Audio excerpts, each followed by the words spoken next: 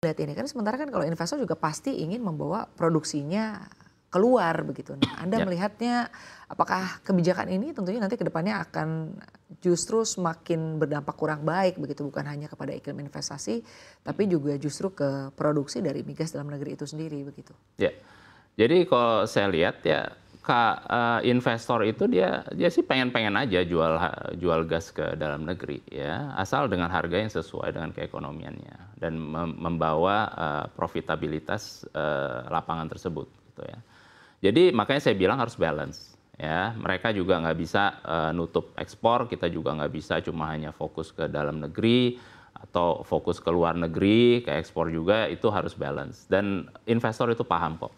Waktu kayak misalkan Pertamina mengambil alih blok Mahakam misalkan ya. Saya bilang Indonesia ini butuh partner. Pertamina mengambil blok sebesar itu kan blok terbesar produsen gas terbesar di Indonesia. Nah, mengambil blok sebesar itu membutuhkan partner juga. Terus kalau dibilang siapa yang the right partner? Ya Total yang sudah lama di situ, yang sudah paham benar dengan geologinya, reservoirnya dan lain sebagainya, udah paham benar dan juga mempunyai teknologi bagaimana untuk memproduksi gas itu sebesar-besarnya pada lapangan itu. Jadi kalau itu kita kesampingkan dan kita bilang oh kita bisa sendiri, ujung-ujungnya kita lihat sendiri produksi kita juga jadi terhambat. Nah itu yang kita harus pikirkan, kita tuh nggak bisa sendiri. Pertamina juga nggak bisa sendiri. Pertamina butuh partner. Saya setuju Pertamina harus memperbanyak perannya dalam produksi migas di Indonesia. Begitu kayak misalkan untuk minyak itu sudah 70%, gas sudah 30%, perbesar yes, tapi bertahap ya. Jadi tidak bisa cuma hanya main sendiri gitu. Tapi terkait dengan harga ya, kan Ya. tadi juga Anda sempat menyampaikan bahwa sebetulnya harga migas atau yang dibeli untuk pasar domestik itu kan harganya tidak tinggi begitu. Ini solusi apa yang perlu dilakukan oleh pemerintah terkait dengan hal ini? Iya, jadi itu yang saya bilang. HGBT bagus tapi itu sifatnya jangka pendek. Pemerintah juga harus ya menyisihkan lah sebagian uangnya, sebagian devisanya untuk membangun yang tadi saya bilang infrastruktur yang menjembatani antara si user atau si buyer, yaitu industri-industri kita yang butuh tumbuh juga dan butuh energi yang affordable, energi yang cocok bagi keekonomiannya. Di satu sisi hulu juga harus ditingkatkan untuk biar apa? Biar mereka bisa eksplorasi dan produksi sebesar-besarnya. Nah, yang menjembatani ini adalah infrastruktur. Dengan adanya infrastruktur, si buyer itu bisa menyerap, bisa mendapatkan harga gas yang lebih murah karena biaya logistik jadi lebih murah. Sedangkan si hulu bisa menjual harga gasnya dengan sesuai dengan keekonomiannya kepada si ini tanpa ada subsidi apapun. Nah, infrastruktur ini harus secara perlahan tapi ya bisa bilang perlahan, harus cepat. Ini kita udah telat juga. Harus dibangun secepat-cepatnya oleh pemerintah ya. Kayak misalkan yang tadi saya bilang pipa Cisem itu 18 tahun bayangin baru bisa terbangun. Karena kita selalu berharap ada investor, nggak bisa. Hal-hal seperti itu harus 100% dari pemerintah. Nanti misalkan sudah berjalan, resiko sudah turun, bisa dijual, divestasikan ke investor, sah-sah aja. Tapi pemerintah harus mempunyai peran di depan untuk membangun infrastruktur tersebut. Itu kuncinya. Baik, Anda melihat resiko-resiko apa saja yang akan muncul ya, baik resiko jangka pendek ataupun jangka panjang terkait dengan keberlanjutan upaya produksi migas di tanah air jika ternyata nanti kebijakan ini benar-benar dieksekusi atau dijalankan? Ya.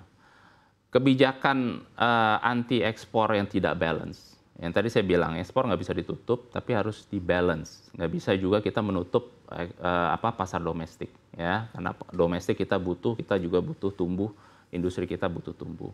Jadi harus balance.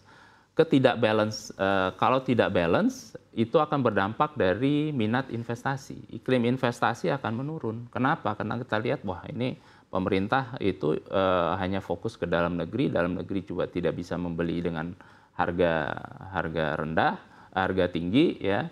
ya keekonomian akan terdampak, dan dia akan melihat negara lain. Indonesia itu bukan negara yang satu-satunya yang punya potensi migas kan. Mereka akan melihat negara lain yang lebih ramah dan lebih bisa menjaga balance tersebut gitu. Jadi balance itu yang bisa jadi kunci untuk bagaimana kita bisa memaintain minat investasi masuk ke Indonesia. Kita harus menawarkan sesuatu yang menarik karena negara-negara tetangga kita ini berebut untuk menarik investor, ya. Dan EIA tahun 2023 mengeluarkan laporan bahwa menunjukkan bahwa migas itu akan peak di 2029 untuk minyak, mungkin 2030-2032 untuk gas.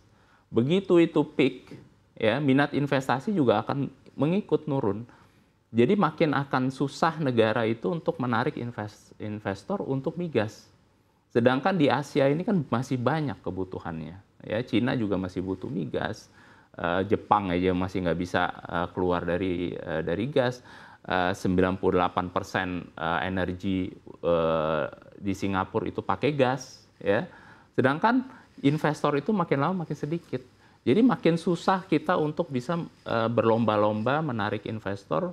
Kita bersaing dengan negara-negara yang lain, gitu. Jadi iklim investasi ini harus dijaga dengan kita harus bisa melihat balance tersebut, balance untuk kepentingan dalam negeri, balance untuk juga untuk kita melihat kepentingan isi investor. Gimana bisa kita grab untuk ya kepentingan dalam negeri juga sebenarnya, untuk devisa, ya, multiplier efeknya juga luar biasa sektor migas. Nah, ini yang harus kita perhatikan. Pemerintah itu selalu saya lihat ini sifatnya selalu jangka pendek. 4 tahun, 5 tahun, 4 tahun, 5 tahun. Ya, apa-apa satgas. Nggak ada yang sifatnya jangka panjang yang benar-benar kita lihat 10 tahun, 15 tahun ke depan. Sementara itu yang perlu. Kontrak-kontrak yang terbangun bukan kontrak jangka pendek begitu, itu yang harus disadari oleh pemerintah. Iya, kontrak-kontrak yang ada itu bukan jangka pendek. K3S kontrak PSI bukan jangka pendek. Kontrak juga ke ekspor keluar negeri juga bukan jangka pendek.